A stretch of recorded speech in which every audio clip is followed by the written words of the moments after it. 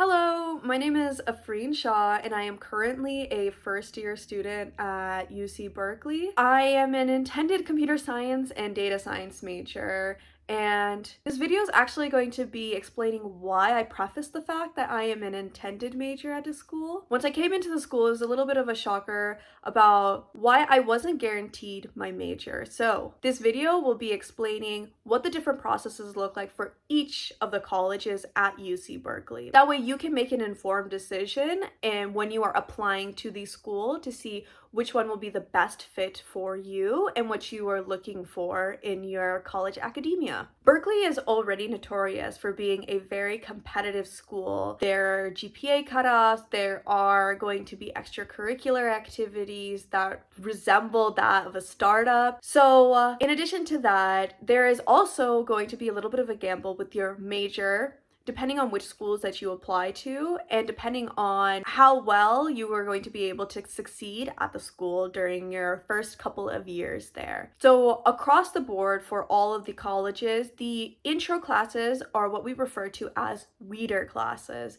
in order to weed out those who are not going to be able to sustain themselves for the duration of their time there. And that might seem intimidating at first, but this is to ensure that the school maintains its reputation of producing industry-ready college graduates. So regardless of what your major is, you will graduate with a technical degree and you will be the prime of whatever field you are in.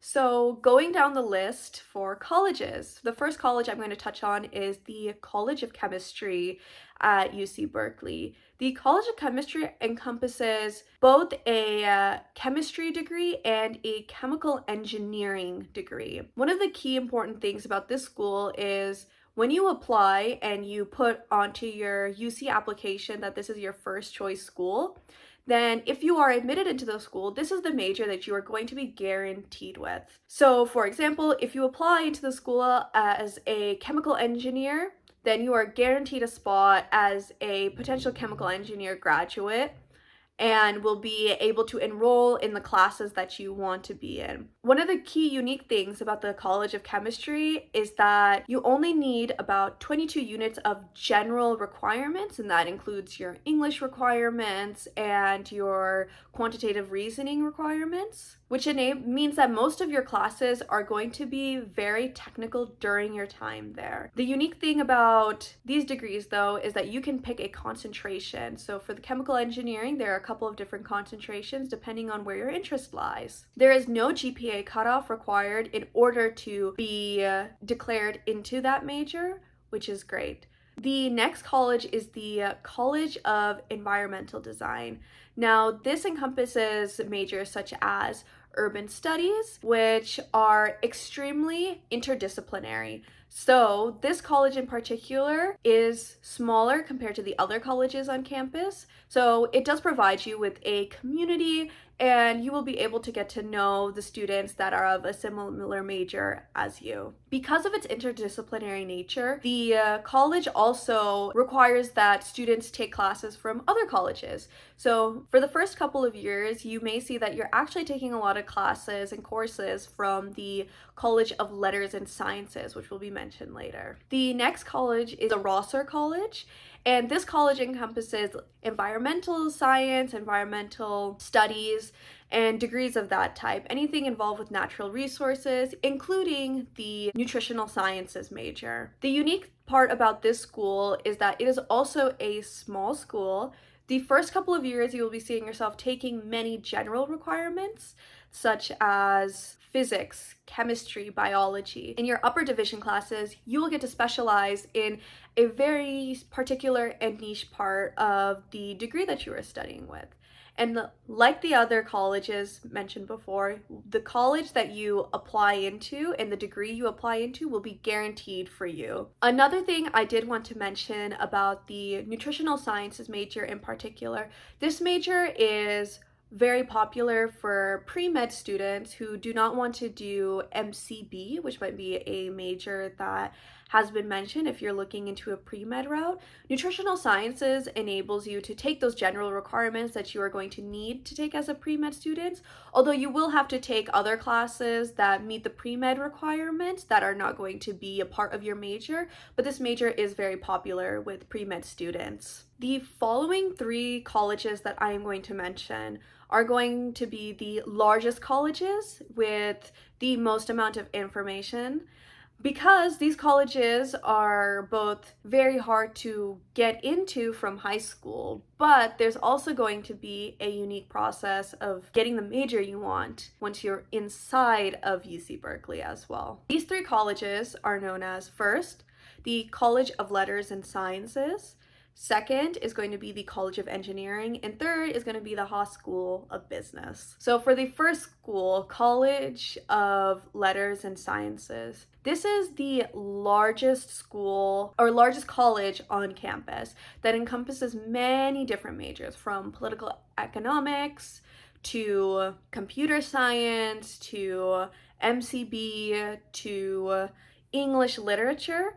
So because of the wide umbrella, the school has made the decision that students that apply to a major that is within the school, so for example, if you apply to the school with any of those majors, or if you apply as a unintended major or undeclared major, once you are inside the school, all of you will be undeclared majors. So for example, on my transcript, I am an undeclared major despite applying to UC Berkeley as a computer science student. This possesses some unique challenges once you are inside of the school, but a lot of unique opportunities as well that I wanted to go over within this video. And in particular, I'm going to be elaborating on the computer science and data science route that is very popular within the school. First thing to know across the board is that class competition is high. It is very dependent on what time you get for class enrollment, because of the fact that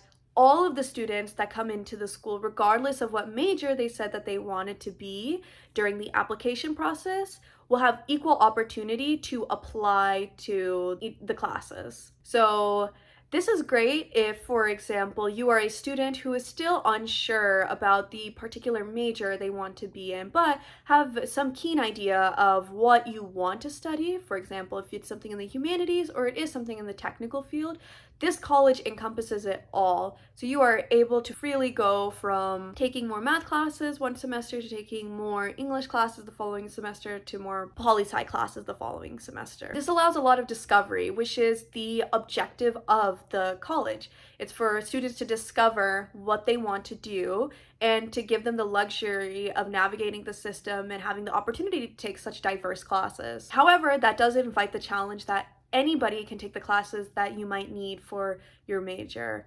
So for example, the computer science classes are very popular classes to take, and now, because of the large enrollment of computer science students at the school, the demand does not reach the supply for the amount of seats available for the classes. So that is something to take into consideration if you are somebody who is interested in that technical field. However, one of the luxuries of this particular college as well is that the roadmaps to graduation vary a lot from student to student, and the school has created the curriculum that way you can still graduate on time even if you come in from a different college or from different majors. One unique thing about this school compared to the other schools that will be mentioned and have been mentioned is that students of other colleges can transfer into the College of Letters and Sciences because of that intention of the school being that of discovery. As an undeclared student, you will get the opportunity to take